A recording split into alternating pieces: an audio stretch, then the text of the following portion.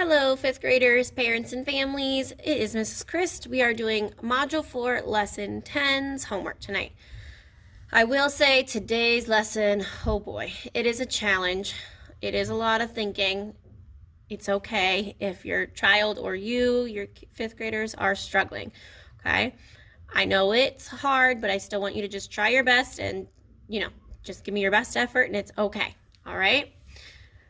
First off, for tonight's homework, you only had to do 2, 3, and 4, so you didn't even have to do number 1, okay? Even though that's not too difficult, we were able to do that in class pretty easily. Number 2, this one's more of a critical thinking one. You actually don't have to do a whole lot of solving here. It says circle the expressions that give the same product as 6 times 3/8 and explain how you know. So basically, we know a product is the answer to a multiplication problem. So 6 times 3/8, well, we could do 6 times 3, we said, and then divide by 8. We can do that strategy. Or we've also done the 6 times 3/8 where we think backwards, 6 divided by what gets me 8, and then multiply that times my numerator. So basically 6/8 times 3, right? So there's a few different strategies. We've also done the tape diagram one. 6 whole divided by into 8s. 1, 2, 3, 4, 5, 6, 7. Yeah, I'll just squeeze another one in like that, and then count it up 3 of them. So we've done it a few different ways, but basically I just need to look at these and see, will any of them have the same product? So right off the bat, 6 times 3/8. If I'm looking at these, right away one jumps out at me as being the exact same thing. It's just reversed. That would be this one, 3/8 times 6. Because of the associative property, I know that this is going to get me the same answer. Just like if we did 3 times 4 is 12 and 4 times 3 is 12. It doesn't matter which order my factors are in, as long as they're the same ones, I can reverse them. So that is going to be the same as this.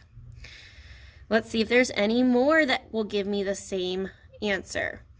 6 times 8/3. Let's see. Well, that's a different fraction right there, so that's definitely not going to work. 8 divided by 6. Well, if I look back up here at any of our strategy, was I ever dividing 8 by 6? Nope, so that's not going to work. Here, 6 times 3 divided by 8. Let's look up here at our strategies that we were starting to solve with. Yep, 6 times 3 was my numerator, and then divide by 8. This one works. This one, 3 divided by 8 times 6. 3 divided by 8. Did we ever do that up here?